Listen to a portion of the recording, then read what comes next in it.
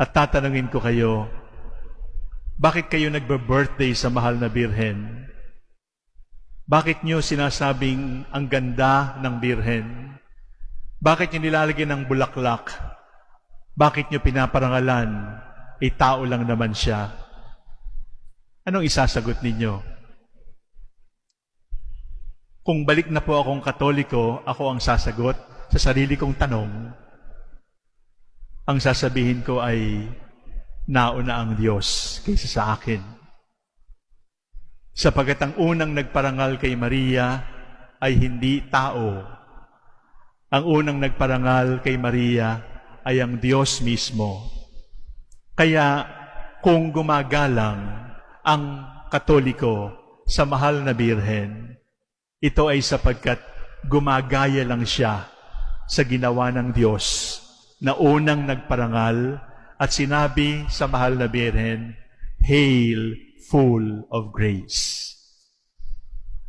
Pero kung ako ho ay Katoliko at makakita ako ng Muslim, magugulat ba kayo kung sabihin ko sa inyo na mabuti pa ang Muslim sapagkat nagpaparangal sila kay Maria na ang tawag sa Quran ay Miriam. Mabuti pa ang Muslim sa pagbasa nila ng Quran, nakikita nila sa Quran kung gaano kalaki ang kadakilaan ni Miriam, ni Maria. Una, nakalagay po sa Quran na si Maria ay nanganak ng Birhen, sapagkat siya mismo ang nagsabi, "How can I have a son when I do not have a man?" Hindi po ito galing sa Biblia. Ito po ay galing sa Quran. Ibig sabihin, sa pahina ng Quran ay makikita na ang mahal na Birhen ay Birhen para sa mga Muslim.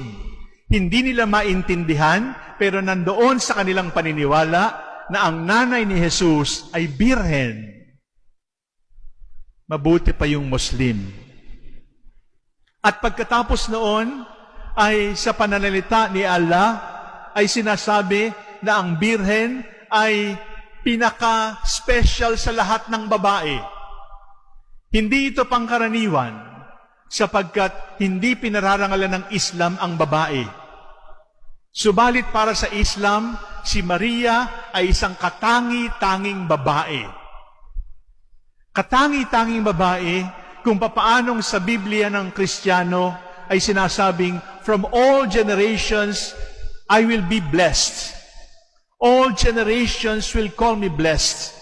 Holy is His name." Mga minamahal kong kapatid, sa Quran, naroon din yung kapalaran ng marami sa atin. Ano yun? Si Miriam, si Maria sa Quran ay napagbintangan ding taksil. Napagbintangang taksil sa kanyang asawang kasintahang si Jose. Pinagbintangan at halos ay ipapatay. Alam natin ito sa ating kasaysayan bilang Katoliko, pero alam din ng mga Muslim na ang mapagbintangan ay alam ng mahal na Birhen.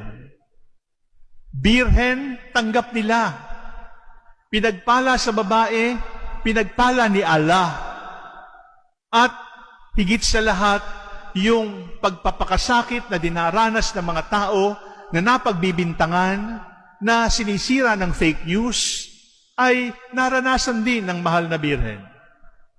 At hindi po lamang yon, mga minamahal kong kapatid, sapagkat kapag pinag-usapan yung chastity, yung piety, yung holiness, isinasama si Miriam, isinasama si Maria sa listahan ng mga dapat na tularan kung gusto mong maging malinis ang puso at kung gusto mong maging banal.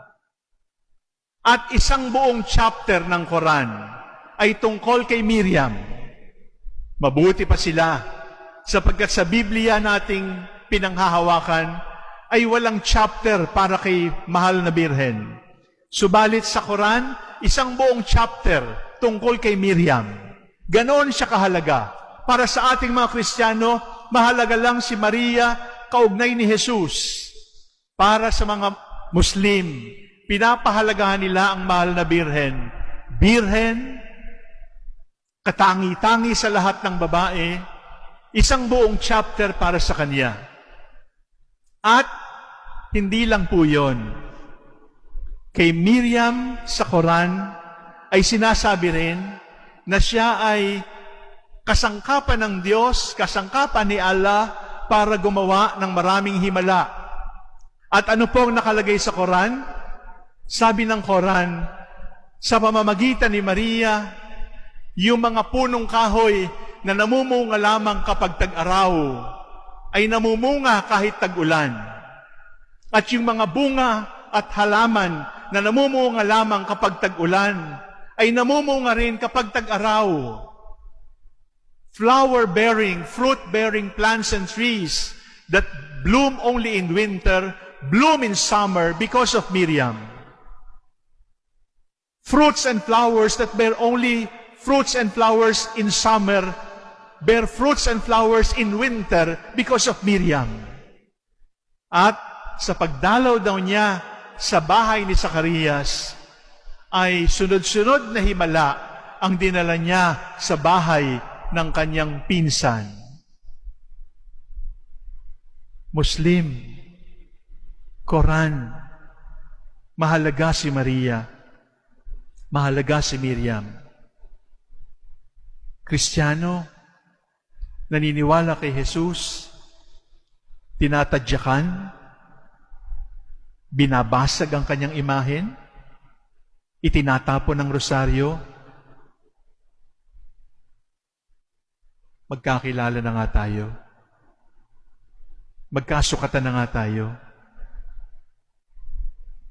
Mga taong hindi naniniwala kay Jesus, nagpapahalaga sa kanyang nanay. Mga taong daladala ang pangalan ni Kristo sapagkat sila ay Kristiyano, sinisira, nilalapastangan yung nanay ng kanilang Panginoon.